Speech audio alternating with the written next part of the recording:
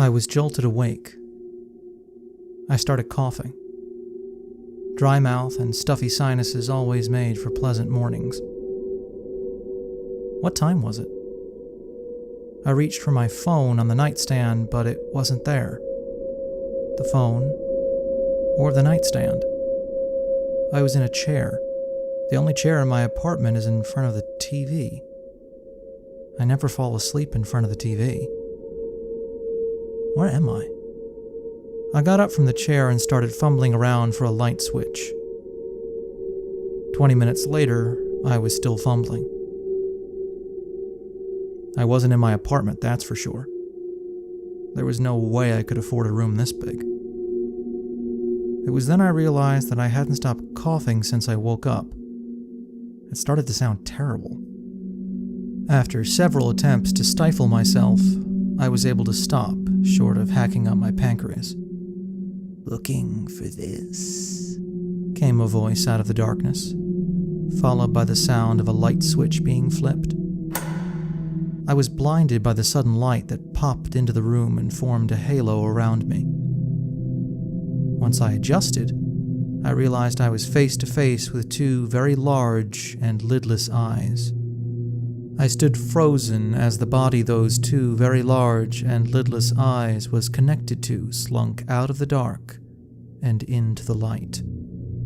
It was about 7.5 feet tall and skinny as a rail. It looked like 3/4 of its weight was in its eyes. Following the eyes down, it had what looked like a large yellow lump where you'd usually find a heart. It pulsed sporadically, sending sickly waves of blue light throughout the rest of its frame. Two long metal appendages stuck out from its sides where arms would be. They each ended in two sharp-looking prongs that dragged across the ground as it moved, making an ear-splitting, screeching sound. I stumbled over my words. Thank you. We stared at each other for a few seconds, neither of us moving. The thing across from me didn't seem to blink. It was more than a little unsettling. My sense of social obligation and curiosity outweighed my initial fear. So, where am I? Its dinner plate-sized pupils dilated slightly. "Well, you're dead. In your sleep. Carbon monoxide poisoning. As far as deaths go, you kind of lucked out." I felt the huge room grow very small very fast as my mind tried to take it in. My breath was getting difficult. "Dead?" "Yes, congratulations, you can hear.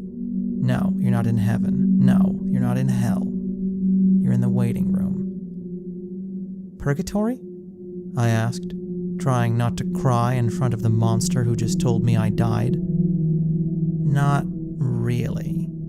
An argument could be made that it is, but you and I are the only ones here, and I'm not making the argument. And you're dead, so you don't get to make arguments." My eyes having finally adjusted, I looked around the room. To the left of the creature were two doors. They were both solid, imposing, ones you'd find in front of a bank. One was sky blue. The other was a deep red, almost like blood. But he was right. We were the only ones here. Well, if it's the waiting room, why aren't there thousands, millions of people here? "Simple," he said. "Nobody is here for very long." He lifted one metal claw and used it to gesture to the doors. "You pick one and move on. A lot of traffic comes through here, and to be honest, you're kinda holding us up." I stared at the doors. Where do they go? He had no mouth, but I could almost hear a smile in his voice. "Oh, I can't tell you. You just gotta guess and walk on through." "That's not fair." "What are you gonna do? Get my supervisor? Pick." I have no idea what the options are. Is one hell? Is one heaven? Does one take me back to get reincarnated? Does the other dump me into space for eternity? I can't make an educated choice if I have no idea about the variables involved. I was almost screaming by the end of it. All right. Jiminy Cricket. If I didn't know it was CO2, I'd have thought you'd gotten bumped off for being annoying. He closed his eyes, took his metal claws, and rubbed the space where his temples would be, tearing into flesh and gushing out blood.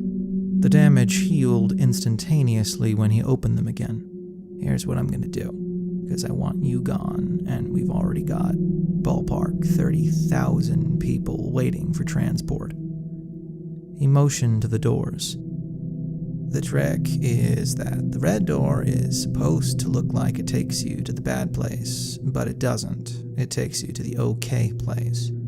The blue door looks like it's supposed to take you to the good place, but it takes you to the bad place. The lamp-like eyes turned to me. Sensing my silent demand for an explanation, he muttered, "We wanted to make it interesting. You guys get to go somewhere. We're just stuck here. It gets boring." "You keep saying we. Who else is here with you?" I scanned the room again, seeing no one. "Oh, Pat. It's just me and Pat here. He's on break. He should be back soon, but I can't imagine you're looking to spend some quality time with us, so Pat will remain undazzled by your fabulous personality." "Sure. On to the okay place, I guess." I strode up to the large door, grasped the handle, and pulled. "It's a push." "Thanks." I pushed through the door and into blinding light. A hatch opened in the center of the chamber, and the creature turned to see what could have been his twin emerge from the opening. "Hey, Scott." "Hey, Pat. How was your break?" Nothing special. Ate lunch, stared at a wall. How's orientation?" "Had a new guy. Real piece of work." "You do the door thing?" "Yeah." "How long before he got pissed?" "Couldn't have been longer than 5 seconds." "Must be a record." They both watched as the doors slowly faded away, revealing an enormous light focused where both doors used to stand. Inches after the beam of light, the platform dropped off suddenly into an infinite, bottomless inferno. Both of them peered down it, watching their last customer's body plummet, his screaming muffled by the flames ravaging his vocal folds. "You ever, I don't know, feel bad?" "Are you kidding?